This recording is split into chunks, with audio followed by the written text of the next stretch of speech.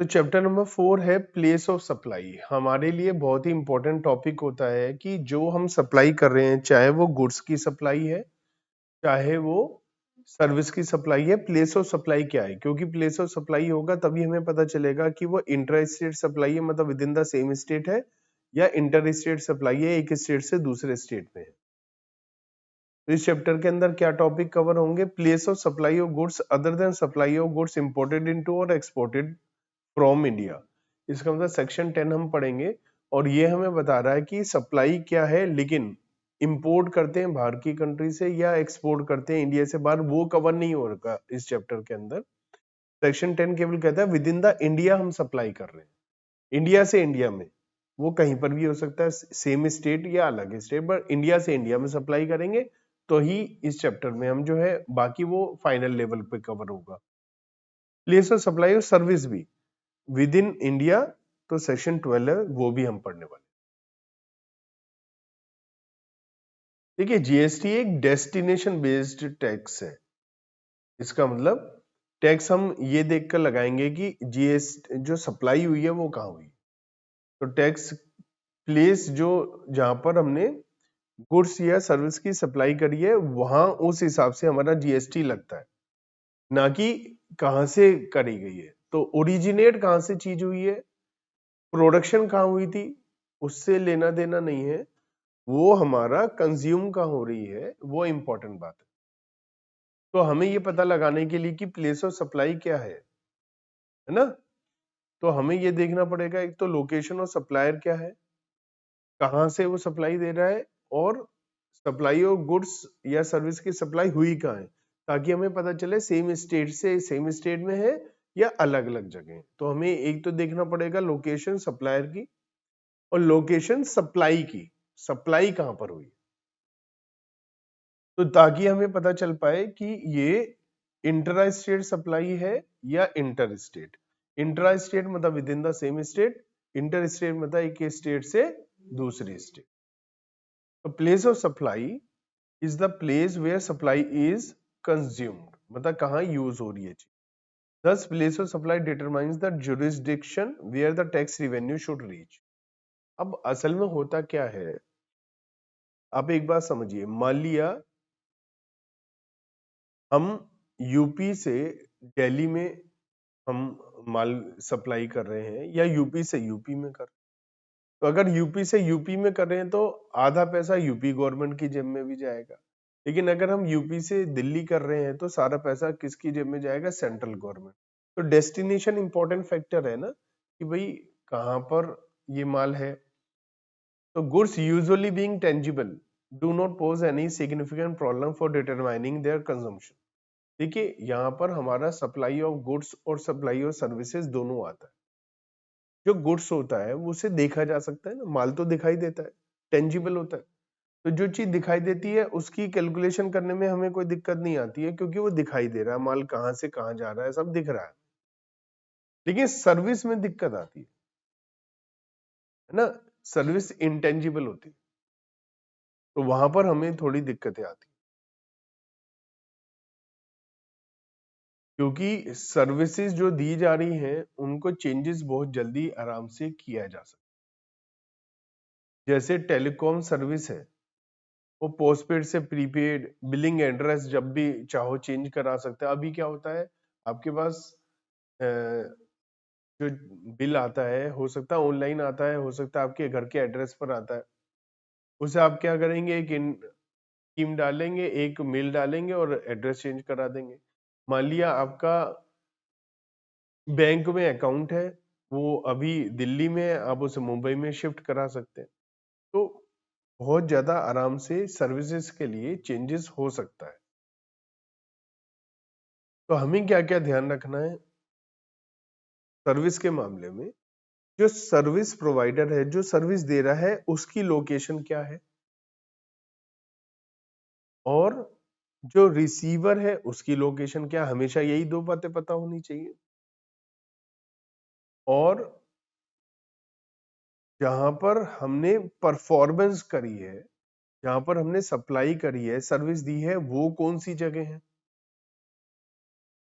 जहां पर सर्विस को यूज किया गया है वो कौन सी जगह है, और एक्चुअल में बेनिफिट किसे मिल रहा है वो कौन है। तो ऐसे बहुत सारी बातों का हमें ध्यान देना। रूल हमारे अलग अलग हो सकते हैं supply in respect of B to B and B to C transaction. तो मैं पहले आपको बताता हूँ बी टू बी क्या होता है और बी टू सी क्या होता है। देखिए बी टू बी ट्रांजेक्शन का मतलब बिजनेस से बिजनेस ट्रांजेक्शन। जैसे मान लिया मेरे यहाँ मैन्युफैक्चरिंग होती है ब्रेड, अब मैं ब्रेड दुकानदारों को देता हूँ अलग अलग, तो वो जो दुकानदार है वो भी बिजनेस कर रहे हैं, तो ये ट्रांजेक्शन क्या है, बी टू बी। और अगर मैं दुकानदार हूं और मेरे पास आप ब्रेड खरीदने के लिए आ रहे हैं और आप ब्रेड खरीद कर जाकर उसे कंज्यूम करें, तो ये कौन सी ट्रांजेक्शन है, बी टू सी ट्रांजेक्शन। तो in respect of B to B transaction, जहां पर बिजनेस टू बिजनेस ट्रांजेक्शन होगी, तो वहां पर देखो क्या होता है, मेरा भी बिजनेस है आपका भी बिजनेस है, मैं आपको कुछ सप्लाई कर रहा हूं, तो बहुत ही ज्यादा हद तक पॉसिबल है मैंने भी जीएसटी में रजिस्ट्रेशन करा रखा है और आपने भी रजिस्ट्रेशन करा रखा है। लेकिन बी टू सी में ऐसा नहीं होता। मान लिया मेरी दुकान है, मैंने तो इस जीएसटी में रजिस्ट्रेशन कराया है, आप ब्रेड खरीद कर आकर लेकर जा रहे हो, तो जरूरी है क्या आपने रजिस्ट्रेशन कराया हो जीएसटी में, तो है ही नहीं। ये एक बेचारा रिक्शा वाला आकर के ब्रेड खरीद कर जा रहा है, उसने जीएसटी में रजिस्ट्रेशन थोड़ी ना करा रखा है। तो बी टू सी में जो कंज्यूमर है जो आपसे सामान खरीद रहा है, ज्यादातर लोगों ने रजिस्ट्रेशन नहीं कराया होता तो हो सकता है अपने बिजनेस का कराया हो। लेकिन जो बी टू बी है, मैंने आपको सामान दिया, आप भी बिजनेस हो मैं भी बिजनेस हूं, तो हो सकता है दोनों ने रजिस्ट्रेशन करा रखा हो, काफी हद तक पॉसिबल है। तो सप्लाई जो है वो रजिस्टर्ड पर्सन कर रहा है दूसरे रजिस्टर्ड पर्सन को, है ना। और tax paid are taken as credit by recipient, so transaction are just passing through. अब इसका क्या मतलब है, देखो मिस्टर ए ने मिस्टर बी को माल बेचा, दोनों ही बिजनेस कर रहे हैं, दोनों ही जीएसटी में रजिस्टर्ड है।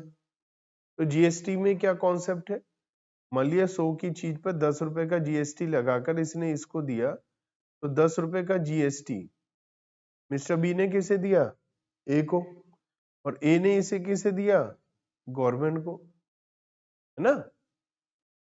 मान लिया मिस्टर बी ने मिस्टर सी को माल बेचा और वहां से इनको जीएसटी मिल गया मिस्टर बी को, तो मिस्टर बी मान लिया इन्हें 12 का जीएसटी मिला, तो मिस्टर बी क्या करेंगे, 12 का जीएसटी इन्हें मिला, 10 रुपए का जीएसटी इन्होंने दिया था, ये वो काट कर 2 रुपए गवर्नमेंट के पास जमा कराएंगे। तो कहने का मतलब यह है कि बी को तो जीएसटी वापस ही मिल जाएगा, क्योंकि वो अभी बिजनेस कर रहा है, आगे और बेचेगा इस सामान को, तो उसे वापस मिल जाएगा। तो इसे क्या बोलते हैं, आईटीसी, क्या बोलते हैं, इनपुट टैक्स क्रेडिट। तो इन्हें तो टैक्स क्रेडिट मिल ही जाएगा, इन्हें तो जीएसटी का पैसा वापस मिल जाएगा। मैंने आपको माल बेचा, आप अगर उसे कंज्यूम करोगे आपको जीएसटी का पैसा वापस नहीं मिलेगा, लेकिन अगर आप उसे आगे बेचोगे तो जीएसटी वापस आ जाएगा आपके। तो ये लिखा है कि वो तो जीएसटी वापस ही आना है।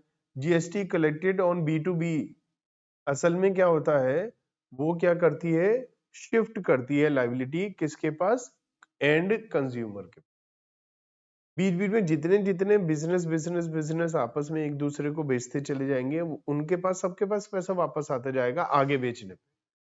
अल्टीमेटली सारा टैक्स किसकी जेब से जाएगा, जो लास्ट में उसे कंज्यूम करेगा, उसे इस्तेमाल करेगा, है ना। तो इसमें क्या लिखा है, इसमें इनपुट टैक्स क्रेडिट मिल जाता है। और बी टू बी ट्रांजेक्शन में हमारे को इतनी दिक्कतें नहीं आती हैं, क्यों, क्योंकि जो खरीदार है वो भी बिजनेस है, मैंने और उसने भी जीएसटी में रजिस्ट्रेशन करा रखा है, और जब जीएसटी में रजिस्ट्रेशन कराते हैं तो हम लोकेशन वगैरह सब उन्हें बताते भी हैं, तो इसमें कोई इतनी दिक्कत नहीं आती। ठीक है। और बी टू सी जो ट्रांजेक्शन होती है वो हम जनरली जिसको बेचते हैं वो अनरजिस्टर्ड है और वो कंज्यूम करता है और अल्टीमेटली उसी की जेब से टैक्स जाता है। तो इन सब के बारे में हम देखेंगे। Provision for determining of place of supply in GST law. तो हमारे पास चैप्टर नंबर 5 है आईजीएसटी एक्ट का। इसके अंदर एक है आईजीएसटी एक्ट। आईजीएसटी एक्ट क्या बताता है? एक स्टेट से दूसरी स्टेट में जब टैक्स लगता है तो वो क्या होता है? आईजीएसटी। और सीजीएसटी होता है जब with in the same state लगता है तो जो सेंट्रल गवर्नमेंट का हिस्सा है। तो यहाँ पर लिखा है prescribe both general and specific rule. Supply of goods और सर्विस दोनों के मामले में बहुत सारी चीजों का हमें एक स्पेसिफिक रूल है इसमें पता चलता है। These provision prescribe the provision relating to place of supply of goods and service in domestic as well as cross border transactions। तो इन सब में इंडिया के अंदर और इंडिया के बाहर का सब कुछ है, लेकिन अभी इंटरमीडिएट लेवल पर हम केवल विद इन इंडिया वाला ही देखते हैं। इंटरमीडिएट लेवल पर हमारा जो डिस्कशन है वो केवल सेक्शन 10 और 12 पर सीमित है, जो विद इन इंडिया की बात कर रहा है। एक्सपोर्ट इंपोर्ट के लिए फाइनल में आप पढ़ेंगे। Location of the recipient of service means, जो सर्विस देते हुए रेसिपिएंट मतलब जिसे सर्विस मिल रही है उसकी लोकेशन का क्या मतलब है? Where a supply is received at a place of business for which registration has been obtained, the location of such place of business। ये क्या रखा है? अगर B2B ट्रांजेक्शन है, आप क्या कर रहे हो? आप लोकेशन और रेसिपिएंट और सप्लाई, मतलब आप सप्लाई किस चीज की कर रहे हो? सर्विस की। और सर्विस किसको दे रहे हो? Another business. B2B ट्रांजेक्शन है, रजिस्टर्ड पर्सन को आप सर्विस दे रहे हैं।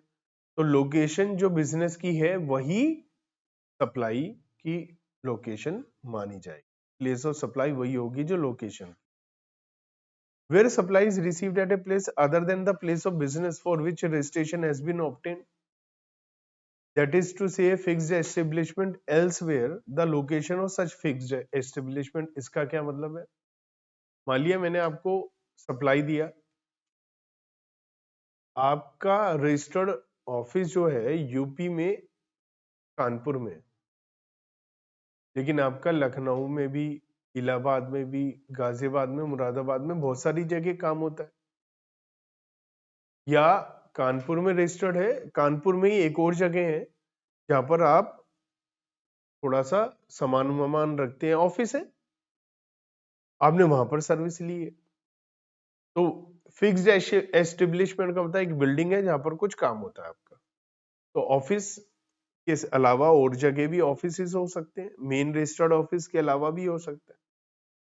तो वो वाली जगह जहां पर दिया जा रहा है, तो वो अगर फिक्स्ड एस्टेब्लिशमेंट है, फिक्स्ड एस्टेब्लिशमेंट मतलब बिल्डिंग है, तो वो where a supply is received at more than one establishment, whether the place of business or fixed establishment, the location of establishment most directly concerned with the recipient of supply।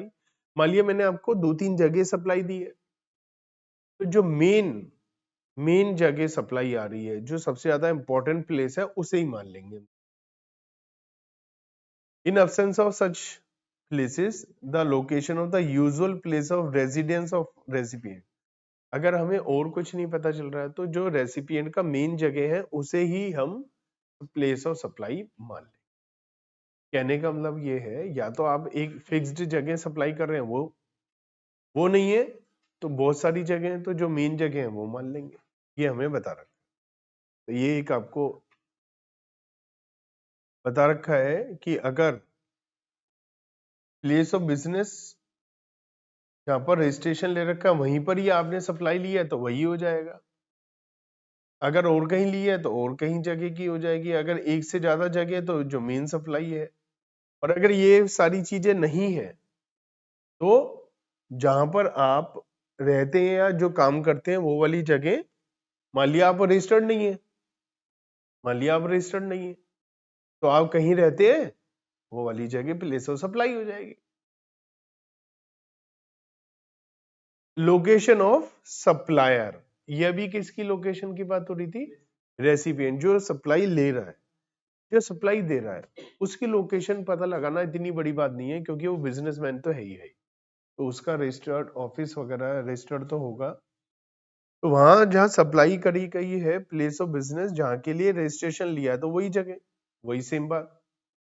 जहां पर कहीं और से हमने supply दी है और वो क्या है, फिक्स्ड एस्टेब्लिशमेंट कहीं और, तो वो वाली जगह। तो अब तक के 2 पॉइंट रेसिपिएंट और सप्लायर दोनों के सेम ही है। जहां सप्लाई एक से ज्यादा जगह के लिए करी गई है, तो जो मेन जगह है, तो ये भी बात हो गई, तो तीनों पॉइंट सेम ही हो गए। इन एसेंस जो generally place of residence of supplier है, तो चौथी पॉइंट पे वही है। कहने का मतलब है रेसिपिएंट और सप्लायर दोनों के सेम रूल है, तो लोकेशन और सप्लाई ऑफ गुड्स में दिक्कत नहीं आती है, क्योंकि गुड्स हमें दिखाई देते हैं कहाँ से चल रहे हैं, कहाँ पहुंच रहे हैं, सारी चीजें हमें दिखाई देती है, तो इतनी दिक्कत नहीं आती। ज्यादा दिक्कत क्या है, सर्विस में। प्लेस ऑफ बिजनेस में क्या क्या आता है, हमने कहा ना बार बार प्लेस ऑफ बिजनेस। तो प्लेस ऑफ बिजनेस में क्या क्या आता है, जनरली जहां से बिजनेस किया जाता है, इसमें वेयर हाउस, गोडाउन या और कोई, जहां माल सामान रखा जाता है, जहां से सर्विस दी जाती है, माल सप्लाई किया जाता है, माल रिसीव किया जाता है, वो सारी जगह क्या होती है, प्लेस ऑफ बिजनेस। जहां बुक्स ऑफ अकाउंट मेंटेन करते हैं ना, उसे भी प्लेस ऑफ बिजनेस। जहां से एजेंट के थ्रू काम कराया जाता है, उसे भी हम प्लेस ऑफ बिजनेस। तो प्लेस ऑफ बिजनेस क्या है, जहां से हम सर्विस दे रहे हैं, जहां से हम सप्लाई ऑफ गुड्स कर रहे हैं, जहां हम सामान रखते हैं, जहां पर हम बुक्स ऑफ अकाउंट मेंटेन करते हैं, वो सारी चीजें क्या होती है, प्लेस ऑफ बिजनेस। तब हम आते हैं मेन सेक्शन 10 पर, जो है place of supply of goods other than supply of goods imported और एक्सपोर्टेड फ्रॉम इंडिया, एनालिसिस की हेडिंग डली हो गया। तो ये क्या है, सेक्शन 10 हमारा इंपॉर्टेंट है। ये हमें क्या बता रहा है कि हम डोमेस्टिक ट्रांजैक्शन, मतलब with in the same India के अंदर ही सप्लाई ऑफ गुड्स करते हैं, तो वो सप्लाई की जगह क्या हो। इसमें सबसेक्शन 1 मतलब 10 सबसेक्शन 1 जो है, वो हमें कुछ सिचुएशन बताता है। ये देखिए क्या क्या सिचुएशन है। सेक्शन 10 के अंदर 5 सिचुएशन बता रखी। पहली सिचुएशन है जहां पर मूवमेंट हो रहा है गुड्स का, गुड्स एक जगह से दूसरी जगह जा रहे हैं। जहां पर गुड्स हमने डिलीवर करा, bill to ship to model, supply में मूवमेंट नहीं है। जहां पर असेंबल हो रहा है वर्क गुड्स, या गुड्स ऑन बोर्ड हमने दिया है, मतलब आप ट्रेन में जा रहे हैं, वहां पर कुछ आपने लिया है, आप हवाई जहाज से जा रहे हैं, लिया है, पानी के जहाज से जा रहे हैं, लिया है वो। तो आज हम इतना ही सारा टॉपिक सीखेंगे। सेक्शन 10 में पहला क्या है, 10 सबसेक्शन 1 में ए 10(1) नहीं क्या कह रहा है, मूवमेंट ऑफ गुड्स। जहां पर हमारी सप्लाई में क्या हो रहा है, मूवमेंट हो रहा है, सप्लाई एक जगह से दूसरी जगह जा रही है। तो in case of supply involving movement of goods, the place of supply is the location of the goods at the time when the movement of goods terminates, मतलब एंड होता है डिलीवरी टू द रेसिपिएंट। देखो, मैंने माल भेजा गाजियाबाद से Moradabad, movement हो रहा है ना, तो माल कहां पहुंचा, तो प्लेस ऑफ सप्लाई क्या है, 10(1)(a) ये बात कर, clear. Location of goods is the question of fact to be ascertained by observing the journey that the goods are supplied make from their origin to the termination। लेकिन generally हमें पता है माल कहां से कहां जाता है, ये मूवमेंट ऑफ गुड्स में हमें पता चल जाता है, ठीक है। ये पॉइंट वहां अप्लाई नहीं होगा जहां मूवमेंट ही नहीं है, ये कहां पर अप्लाई होगा, जहां पर मूवमेंट हो रही है। एग्जाम्पल नंबर 1,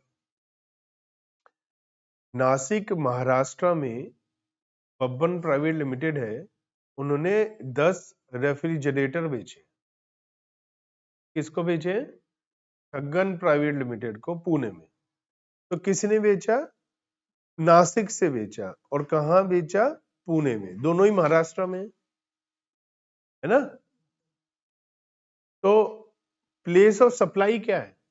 पुणे ना। ओरिजिनेट कहां से हो रही है? नासिक से। तो नासिक से कहां जा रहा है? पुणे। इसका मतलब with in the same state supply. Clear है ये? एग्जाम्पल नंबर 2, इन्होंने कहां से बेचा है और कहां बेचा है? नासिक है महाराष्ट्र में और अहमदाबाद है गुजरात में। तो यहाँ प्लेस ऑफ सप्लाई क्या है? अहमदाबाद। और कहां से स्टार्ट हो रहा है? नासिक। तो नासिक से अहमदाबाद मतलब इंटर स्टेट सप्लाई है, एक स्टेट से दूसरी स्टेट में सप्लाई। तो जहां मूवमेंट ऑफ गुड्स है वहां ये रूल है, इसमें कोई दिक्कत है? फिर है 10(1)(b), सेक्शन 10(1)(b). 10(1)(a) क्या कहता है? जहां मूवमेंट है तो वहां क्या होगा?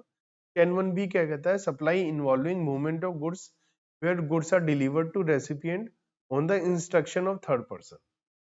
Bill to ship to supply. ये क्या है मैं आपको समझाता हूं। ए ने बी को माल बेचा, ये मान लिया दिल्ली में है, बी हरियाणा में है।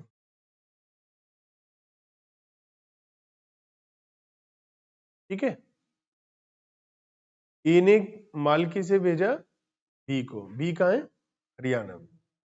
अभी माल ए भेज ही रहा है या अभी रास्ते में है या अभी भेजना है, जो भी है, बी ने इसको सी को भेज दिया पंजाब में।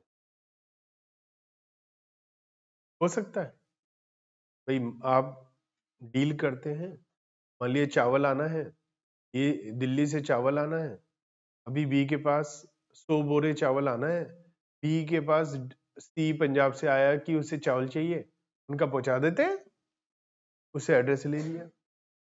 अब बी ने फोन करके ए से कहा भैया इसे पंजाब पहुंचा दो। ठीक है। तो ये है section 10(1)(b), supply involving movement of goods, यहां पर bill to ship to model है।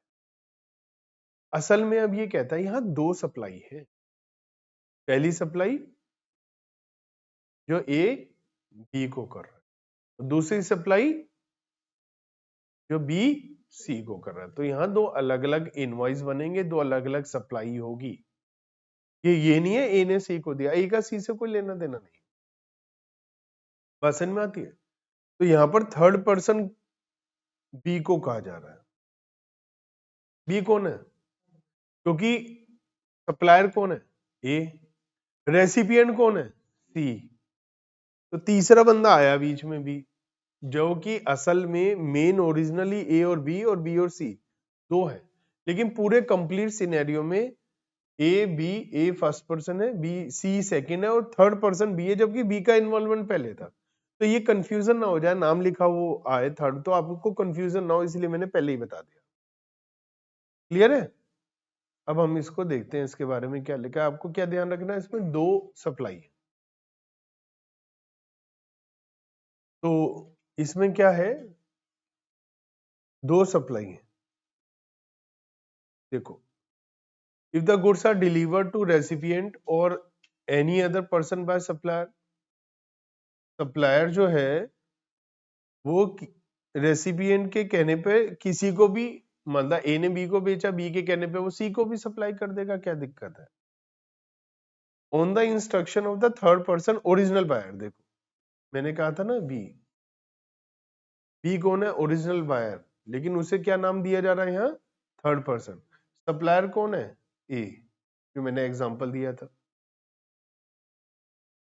तो बी के कहने पर ये किसी को भी दिया जा सकता है।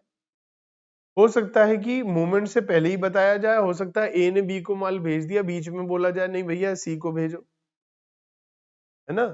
तो it is deemed that the third person has received the goods. क्या एज्यूम करेंगे? बी को माल मिल गया है और बी ने सी को माल भेजा है, तो दो सप्लाई होंगी और ए ने बी को माल भेजा ऐसा माना जाएगा, चाहे मिला नहीं है माना जाएगा, और प्लेस ऑफ सप्लाई क्या होगी? बी की जगह दो होंगी सप्लाई। तो आपको क्या इंपॉर्टेंट बात ध्यान रखनी है, यहां पर दो सप्लाई। पहली क्या है? ए से बी को, और दूसरी सप्लाई क्या है? बी से सी को। सही है? ये देखो, ये दिया हुआ है ए कहाँ है? दिल्ली में। उसने किसे माल दिया? बी ऑफ हरियाणा को, है ना? लेकिन बी ने क्या कहा, माल किसे दो? सी मान लिया दिल्ली में ही है, मैंने पंजाब एग्जांपल दिया था, सी दिल्ली में ही।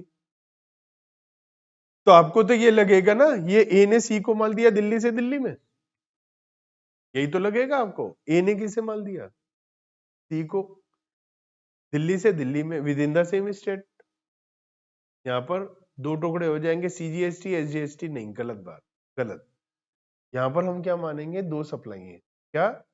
पहले ए ने किसे दिया, फिर बी ने किसे दिया? तो पहले ए ने बी को दिया, यहाँ पर आईजीएसटी लगेगा, ए ने बी को दिया, फिर बी ने सी को दिया, फिर आईजीएसटी लगेगा। वो पता लगा, आईटीसी क्लेम हो जाएगा, इनपुट टैक्स क्रेडिट मिल जाएगा। लेकिन बात समझ में आई?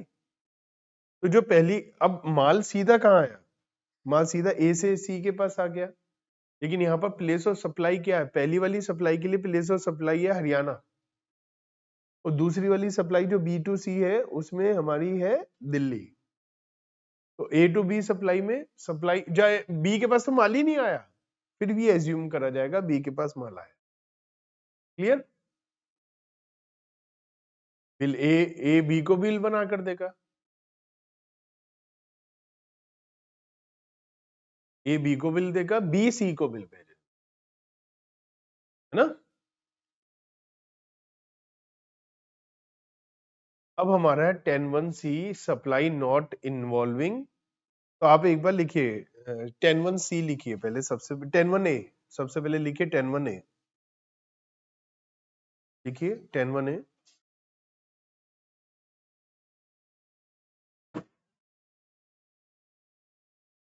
10(1)(a) लिखिए, supply involving movement of goods. इसमें लिखेंगे place of supply will be where movement of goods terminates. जहां पर माल पहुंचता है वो है प्लेस ऑफ सप्लाई। ठीक है? जहां पर माल पहुंचेगा वो प्लेस ऑफ सप्लाई होगा, वेयर मूवमेंट टर्मिनेट्स, जहां पर माल की मूवमेंट खत्म होती है। ठीक है? तो where movement of goods terminate, वो हमारी प्लेस ऑफ सप्लाई है। नोट कर लिया ये? प्लेस ऑफ सप्लाई क्या होगी? Where movement terminates. फिर लिखिए 10(1)(2), 10(1)(b), सेक्शन 10(1)(b), इसमें लिखिए bill to ship to model. Bill to ship to model या bill to ship to supply. Bill to ship to supply का मतलब है बिल आप किसी और को दे रहे हैं, शिप कहीं और हो रहा है, तो bill to ship to supply. तो इसमें लिखिए देयर आर टू सप्लाईज, इसमें लिखो there are two supply, one is A to B and one is B to C. और ये लिख लीजिए, ए दिल्ली का है, बी हरियाणा का है और सी दिल्ली का है। ए कहां का है? ए है दिल्ली का, ए ने बी को माल बेचा था जो हरियाणा का है, फिर बी ने सी को माल बेचा जो दिल्ली का। लेकिन बी ने सप्लायर ए को ये ऑर्डर कर दिया या उसको ये बोल दिया कि भैया आप इसको दिल्ली में ही पहुंचा दो। तो ए को कोई दिक्कत थोड़ी ना है, वो ए बी को हरियाणा में भी माल भेज सकता है, उससे ट्रांसपोर्टेशन चार्जेस ले लेगा। ए सी को दिल्ली में भी भेज सकता है, उससे ट्रांसपोर्टेशन चार्जेस जो भी है मतलब ले लेगा, जो भी बैठते हैं, तो इसमें कोई दिक्कत ही नहीं है। तो यहाँ दो सप्लाई है। अब लिखिए section 10(1)(c), section 10(1)(c) supply not involving movement of goods. यहाँ पर मूवमेंट ही नहीं है, मतलब आप मेरी दुकान पर आए, मेरी दुकान से सामान खरीदा और लेके चले गए, तो मैंने तो मूवमेंट कोई नहीं करी ना, मेरे दुकान की जगह से ही आप खरीद कर चले गए। तो क्या है? Supply not involving movement of. तो अगर मूवमेंट ऑफ गुड्स नहीं है तो जो लोकेशन है, यहां लिखा है मूवमेंट तो है ही नहीं, the place of supply is the location of goods at the time of delivery to the recipient. तो माल कहाँ दिया गया है? मान लिया आप मेरी दुकान पर आए, वो मेरे से सामान उठाकर चले गए, तो जहां मेरी दुकान है वहीं से तो सामान लिया है, वही प्लेस ऑफ डिलीवरी। तो जहां से रेसिपिएंट को सामान मिला वही प्लेस ऑफ डिलीवरी है। मूवमेंट तो है नहीं, मूवमेंट तो बिकने के बाद हो रहा है, रेसिपिएंट उसे खुद लेकर जा रहा है ना। आप क्या करते हो, एक दुकान पर आप दिल्ली गए घूमने, दुकान पर पैसे दिए, सामान उठा लिया, आप ही परचेजर है, आपने सामान ले लिया, तो सप्लायर के हिसाब से मूवमेंट नहीं है, क्योंकि उसने तो वहीं दिया। तो मूवमेंट है या नहीं है, हम किसके हिसाब से देख रहे हैं? सप्लायर के हिसाब। तो वहां कोई मूवमेंट नहीं है, तो वही दुकान को ही प्लेस ऑफ सप्लाई माना। एग्जाम्पल के तौर पर न्यूटन प्राइवेट लिमिटेड है दिल्ली में, ठीक है, उसने अपनी मशीन को ग्रेविटी प्राइवेट लिमिटेड नोएडा में प्रोडक्शन के लिए दे रखा है किराए पर। समझ रहे हो आप? न्यूटन ने किराए पर दे रखा है ये क्या, मशीन को। मंथली 35,000 का किराया लेते हैं, मशीन 8 लाख की है। 12 महीने का किराया देने के बाद जो किराए पे यूज कर रहा था ना इस मशीन को, उसने कहा मैं खरीद ही लेता हूं आपसे, और उसने खरीद ली, पैसे दे दिए और उसने बेच दी। अब समझो मेरी बात, मैंने आपसे है ना, आप ऐसा मानो मैंने आपसे ना एक मशीन किराए की ले रखी है। आप हो दिल्ली में, मैं हूं नोएडा में, मैंने आपसे क्या ले रखा है? मशीन किराए पे। मैं किराया देता हूं आपको, मैंने आपको फोन करके कहा कि मशीन मुझे बेच ही दो। आपने अपना प्रॉफिट हिसाब किताब लगा के कहा ठीक है 5 लाख में दे देते हैं। मैंने आपको 5 लाख दे दिए, सामान बिक गया। अब क्या मूवमेंट हुई इस मशीन में? ये तो वहीं की वहीं रखी हुई है, तो ये मूवमेंट तो है ही नहीं। तो फिर इसमें प्लेस ऑफ सप्लाई क्या होगा? In this case there will be no movement of goods and the same will be sold at where it is, जहां पर है वहीं पे बिक गई। Thus the location of the machine at the time of such sale will be the place of supply, that is Noida। तो ये किस जगह है उस समय, जिस समय बिका उस समय वो कहाँ है माल? नोएडा में। तो प्लेस ऑफ सप्लाई क्या है? ये बोल रखा है। तो यहाँ क्या लिखेंगे आप 10(1)(c) में? क्या होगा? प्लेस ऑफ सप्लाई क्या होगा? Location of the goods. जिस जगह माल है वो जगह हमारी क्या हो जाएगी? Place of supply. तो लोकेशन ऑफ गुड्स हमारी प्लेस ऑफ सप्लाई हो जाएगी। ठीक है, ये बात समझ में आ गई? एग्जाम्पल नंबर 4, मुंबई में इन्होंने एक ऑफिस, मुंबई में है ये, क्या नाम है? गंगाधर, मुंबई के हैं। इन्होंने एक ब्रांच खोली है गुड़गांव में, गुरुग्राम नाम हो गया। It purchases A building for office from गजोदर builder Gurugram. उन्होंने एक बिल्डिंग खरीदी। अब बिल्डिंग थोड़ी ना इधर उधर जाएगी, बिल्डिंग तो जहां है वहीं रहेगी वो तो building. It also enter into a separate contract with builder for purchase of pre-installed office furniture and fixture। पहले से उसमें फर्नीचर है वो भी उन्होंने साथ में ही खरीद लिया। तो there will be no GST liability on purchase of building, building पर जीएसटी नहीं लगता है ना, लेकिन ऑफिस फर्नीचर पर तो जीएसटी लगेगा ही। Since there is no movement of office furniture and fixtures, office furniture या फिक्चर का कोई मूवमेंट हुआ है क्या? वो तो वहीं का वहीं है। तो कहां पर है वो माल? गुरुग्राम। तो प्लेस ऑफ सप्लाई क्या है? गुरुग्राम। क्लियर? 10(1)(d) लिखिए, सप्लाई इन्वॉल्विंग इंस्टॉलेशन और असेंबली ऑफ गुड्स। जहां पर सामान का इंस्टॉलेशन कराना होता है, जैसे टीवी खरीदा तो टीवी आकर इंस्टॉल होगा, है ना। तो जो इंस्टॉलेशन की जो होता है, मशीन खरीदी मशीनरी इंस्टॉल हो रही है, तो यहाँ तो दिक्कत कम है ना, हमें पता ही है कहां पर इंस्टॉलेशन हो रहा है, वही तो प्लेस ऑफ सप्लाई हो जाएगी। जहां पर इंस्टॉलेशन होगा वो प्लेस ऑफ सप्लाई है, बहुत आसान सी बात। जहां इंस्टॉलेशन होगा वो क्या है? ठीक है। अब यहां पर आपको क्या ध्यान रखना है, मान लिया मैंने आपसे टीवी खरीदा, टीवी खरीदा आपसे, आप कहाँ है? दिल्ली में। आप कहाँ है? मैं हूं गाजियाबाद।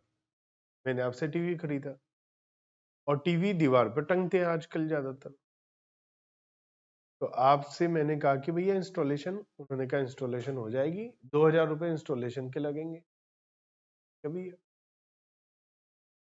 अब गाजियाबाद में आकर उन्होंने टीवी लगाया, तो 2000 रुपए इंस्टॉलेशन के लिए, और टीवी बड़ी स्क्रीन है, 2 लाख रुपए की टीवी स्क्रीन है, और 2000 रुपए उन्होंने इंस्टॉलेशन के लिए लिए। तो इनवॉइस कितने का बना? 2,02,000। इसके अंदर दो सप्लाई है, एक है सप्लाई ऑफ गुड्स टीवी, और दूसरा सप्लाई ऑफ सर्विसेज। जो इंस्टॉलेशन करा वो सर्विस दी है ना उसने मुझे, तो सप्लाई ऑफ सर्विस है 2,02,000 रुपए। अब दो अलग अलग है। तो पिछले चैप्टर्स में हमने पढ़ा था एक कंपोजिट सप्लाई, एक मिक्स सप्लाई। कंपोजिट सप्लाई होती है जहां एक से ज्यादा सप्लाई मिक्स होती है, लेकिन वो नेचुरली बंडल्ड होती है, मतलब वो होता ही है साथ में का। अब टीवी खरीदेंगे, इंस्टॉलेशन होगा, ये नॉर्मल चीज है, तो उसे क्या बोलते हैं हम? Composite supply. और कंपोजिट सप्लाई में जो मेन सप्लाई होती है वो वाला जीएसटी रेट पूरी अमाउंट पे लगता है। मेन सप्लाई क्या है? टीवी। तो टीवी पे जो जीएसटी रेट है वो इंस्टॉलेशन पे भी वही लगे। ठीक है, एग्जाम्पल देखिए, एक घूम घूम प्राइवेट लिमिटेड है न्यू दिल्ली में, उन्होंने एक मशीन खरीदी है, धूम प्राइवेट लिमिटेड, दिल्ली से ही, लेकिन इंस्टॉलेशन कहाँ होना है? नोएडा, उत्तर प्रदेश। खरीदा दिल्ली वाले ने है, दिल्ली वाले से ही खरीदा, लेकिन इंस्टॉलेशन कहाँ हो रहा है? नोएडा, यूपी में। तो क्योंकि इंस्टॉलेशन नोएडा में है, तो प्लेस ऑफ सप्लाई कहाँ मानी जाएगी? नोएडा। क्लियर? कोई कंफ्यूजन इसमें? Example number 6, pure refinery Mumbai में है, उन्होंने कॉन्ट्रैक्ट दिया है रांची झारखंड को, सप्लाई करनी है, और लेकिन कहां पर? गुजरात में। तो सप्लाई कहां हो रही है, इंस्टॉलेशन कहां हो रही है? गुजरात में, है ना? तो प्लेस ऑफ सप्लाई क्या होगी? गुजरात। लिखिए 10(1)(e), जो इसका 5वां केस था last, good supply on board. Good supply on board का मतलब रास्ते में, अब बस में जा रहे हैं, ट्रेन में जा रहे हैं, कई बार होता है ट्रेन में जा रहे हैं, रास्ते में एक चिप्स का पैकेट बेचने वाला आ गया, चिप्स खरीदा, खा लिया, खाना, हवाई जहाज में जा रहे हैं, वहां पर आया, वो सब क्या है? Supply on board. इसमें कब का माना जाएगा? When goods are sold supply during a journey, तो वहां पर पता लगाना थोड़ा सा मुश्किल होगा। क्या देखेंगे कि जिस समय आपने किया उस समय कौन सी कहां पर है, आप ये देखते हो? है? पानी के जहाज में जा रहे हो तो देखोगे कहां पर हो आप? तो वो तो प्रैक्टिकल, हवाई जहाज में उड़ रहे हो तो क्या खिड़की से झांक कर देखोगे कौन सी शहर के ऊपर से उड़ रहे हो? तो ये तो पॉसिबल है नहीं। तो फिर क्या है पॉसिबल? तो इन्होंने कहा whether it is the location from where the journey originate, जहां से जर्नी शुरू हुई, वो वाला जगह प्लेस ऑफ माने, या जो डेस्टिनेशन है उसको माने, क्या माने? लेकिन इन्होंने एक नई चीज बताई। क्या? मान लिया ट्रेन दिल्ली से मुंबई जा रही है, कहा, और बीच में आपने कुछ सामान खरीदा, तो दिल्ली ले प्लेस ऑफ सप्लाई या मुंबई ले? तो इन्होंने एक नई चीज बताई। इन्होंने कहा ना दिल्ली ना मुंबई, आपने जो सामान लिया है वो सामान कहां से चढ़ा था ट्रेन में, वो देख लो। अगर दिल्ली से चढ़ा था तो दिल्ली, वहीं बिका हुआ मान लेंगे। अगर बीच में जयपुर से चढ़ा है तो जयपुर, जहां से माल उस जगह आया है वो प्लेस ऑफ सप्लाई। तो example of good supply on board conveyance, मान लिया आपने बुक खरीदी है ट्रेन में ना, तो बुक कहां से आई थी ट्रेन में? अगर वो दिल्ली से आई गई है तो प्लेस ऑफ सप्लाई क्या है? दिल्ली, जहां से आई है। ठीक है, तो क्या इंपॉर्टेंट है? Place of supply of good supply on A board, चाहे वो एयरक्राफ्ट, अब हवाई जहाज तो उड़ेगा तो उड़े, जहां से उड़ रहा वहीं डाला जाएगा ना सामान, बीच में तो आएगा नहीं, तो जहां से डाला वही जगह मानी जाएगी वही। तो location where such goods have been taken on board, जहां पर वो सामान डाला गया। हाँ, मैक्सिमम वही होगा, लेकिन मान लिया ट्रेन 24 घंटे चल रही है, तो जहां से दिल्ली से मुंबई जा रही है, तो वहां पर जयपुर में आपने लंच के लिए ऑर्डर करा, तो जयपुर में गरम गरम खाना ही वहां पर आता है वहां से, तो वो जयपुर माना जाएगा ना। एग्जाम्पल नंबर 7, मौर्या जो है वो न्यू दिल्ली से कोटा की ट्रेन में गए हैं। He sells the goods taken on board by him at New Delhi in the train at Jaipur during the journey. तो उन्होंने क्या करा, माल बेचा है, उन्होंने जो माल चढ़ाया कहां से था, और जयपुर में बेचा उन्होंने। प्लेस ऑफ सप्लाई क्या होगा, दिल्ली, ना कि जयपुर। जयपुर में माल बिका, लेकिन चढ़ा कहां था माल, वो दिल्ली। ठीक है। Section number 12, place of supply of service, हम नेक्स्ट क्लास में पढ़ेंगे। आज हमने क्या पढ़ा है, place of supply of goods. तो सेक्शन 10(1) हमने पढ़ा है, जहां पर हमने अलग अलग सिचुएशन उसकी पढ़ी थी कि माल के केस में, सप्लाई ऑफ गुड्स के केस में क्या क्या प्लेस ऑफ सप्लाई माना जाता है।